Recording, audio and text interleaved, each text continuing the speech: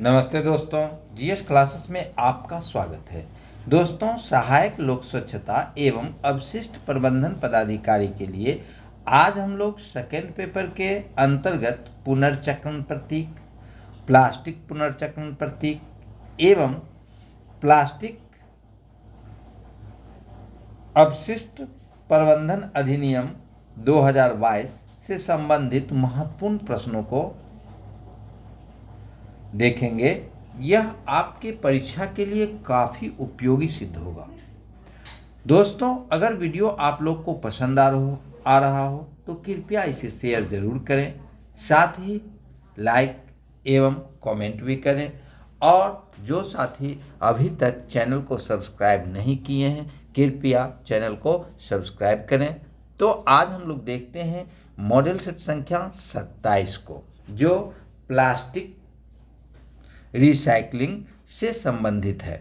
पहला क्वेश्चन है, प्लास्टिक के लिए रिसाइकलिंग प्रतीक क्या है? ए में है एक त्रिभुज में 3 मुड़े हुए तीर जिसके अंदर एक संख्या है। बी में है एक सर्कल में एक संख्या। सी में है एक तीर एक सर्कल में घुमाया जाता है जिसमें एक संख्या होती है। और डी में है एक वर्ग में 4 मुड़े हुए तीर जिसके अंदर एक संख्या है। तो प्लास्टिक के लिए रिसाइकलिंग प्रतीक जो है वह एक त्रिभुज में 3 मुड़े हुए तीर जिसके अंदर एक संख्या है। दूसरा क्वेश्चन है, प्लास्टिक रिसाइकलिंग प्रतीक का प्रयोग कब से किया जाने लगा? तो प्लास्टिक रिसाइकलिंग प्रतीक का प्रयोग जो है सो 1988 ईस्वी से किया जाने लगा। तीसरा क्वेश्चन है, निम्नलिखित में से कौन सा कथन सत्य है? ए में है प्लास्टिक उत्पादों में समान रिसाइकलिंग प्रतीक होता है। बी में है 3 चक्कर लगाने वाले तीरों से बना त्रिकोण इसका प्रतीक है। सी में है त्रिभुज में संख्या प्लास्टिक के प्रकार को इंगित करता है। और डी में है उपर्युक्त सभी। तो इसका आंसर हो जाएगा उपर्युक्त सभी। अगला क्वेश्चन है, प्लास्टिक के लिए रिसाइकलिंग प्रतीक किसके द्वारा प्रदान किया गया? ए में है केंद्र सरकार, बी में है राज्य सरकार, सी में है प्लास्टिक उद्योग सोसाइटी और डी में है इनमें से कोई नहीं। तो प्लास्टिक के लिए रिसाइकलिंग प्रतीक जो है सो प्लास्टिक उद्योग सोसाइटी के द्वारा इंगित किया गया। अगला क्वेश्चन है, निम्नलिखित में से कौन सा प्लास्टिक का सही फाइलिसिस प्रक्रिया प्रवाह है? ए में है फीड स्टॉक, उसके बाद है सफाई आकार में कमी, फिर पिघला हुआ फीड, उसके बाद पायरोलिसिस, उसके बाद आसवन और उसके बाद उत्पाद। तो इसको बढ़िया से देख लेंगे, इसका आंसर यही होगा जो क्रम में है। अगला क्वेश्चन है, प्लास्टिक के रिसाइकलिंग प्रतीक कितने प्रकार के होते हैं? तो प्लास्टिक के रिसाइकलिंग प्रतीक जो है सो 7 प्रकार के होते हैं। तो इसका आंसर हो जाएगा 7। अब हम लोग अगले क्वेश्चन को देखते हैं। अगला क्वेश्चन है, पुनर्चक्रण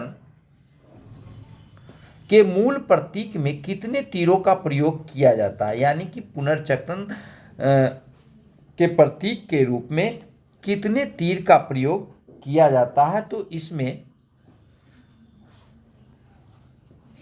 3 तीर का जो है सो प्रयोग किया जाता है। उसके बाद है, पुनर्चक्रण के मूल प्रतीक का डिजाइन पहली बार कहाँ बनाया गया था? तो पुनर्चक्रण के मूल प्रतीक का डिजाइन जो है सो पहली बार संयुक्त राज्य अमेरिका में बनाया गया था। इसको याद रखेंगे। पुनर्चक्रण यानी कि पुनर्चक्रण में प्लास्टिक के अतिरिक्त जितने हैं सभी आ जाते हैं। तो पुनर्चक्रण का प्रतीक जो है सो संयुक्त राज्य अमेरिका में बनाया गया था। अब है, पुनर्चक्रण का मूल प्रतीक का डिजाइन पहली बार कब बनाया गया था? तो यह 1970 ईस्वी में बनाया गया था। तो इसका आंसर हो जाएगा 1970। अगला क्वेश्चन है, पुनर्चक्रण के मूल प्रतीक के संबंध में निम्नलिखित में से कौन सा कथन सत्य है? तो प्रतीक को मोविस सर्कल भी कहा जाता है। यह 3 रिसाइकलिंग प्रक्रियाओं को दर्शाता है। प्रतीक के बीच में अंगूठी होती है और डी है उपर्युक्त सभी।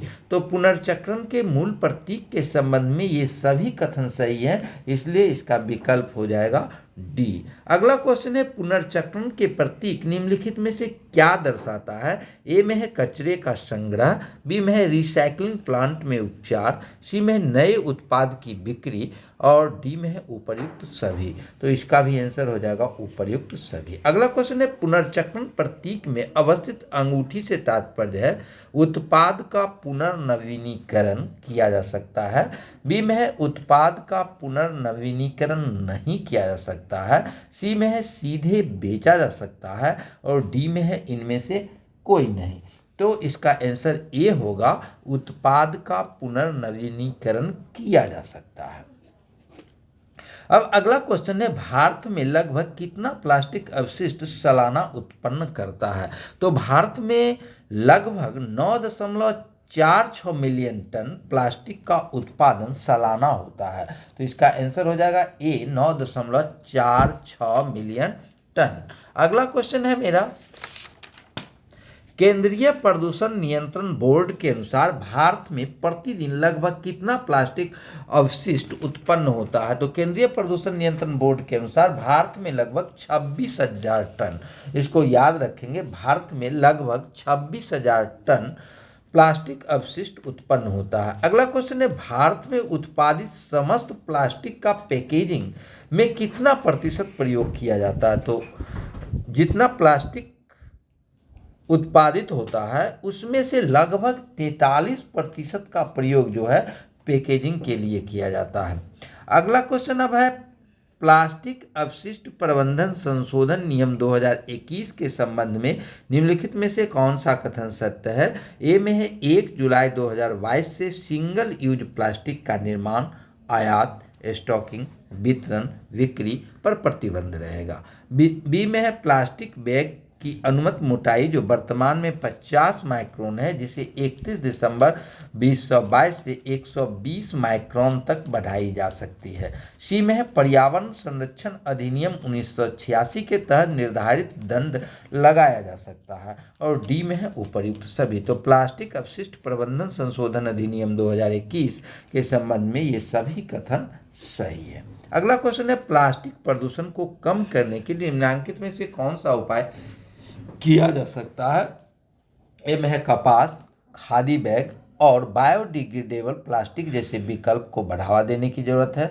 बी में है नागरिकों के व्यवहार में बदलाव लाना है और सी में है विकल्पों की तलाश के लिए अनुसंधान की जरूरत है और डी में है उपर्युक्त सभी। तो इसका आंसर हो जाएगा उपर्युक्त सभी। अगला क्वेश्चन है international union for conservation of nature के अनुसार प्रत्येक वर्ष कितना प्लास्टिक महासागरों में समा जाता है। तो इसका आंसर होगा 8 मिलियन टन, यानी कि international union for conservation of nature के अनुसार जो है सो लगभग 8 मिलियन टन प्लास्टिक महासागरों में प्रत्येक वर्ष समा जाता है, यानी कि महासागरों में इतना million ton 8 million ton plastic जो है सो जमा हो जाता है प्रति वर्ष।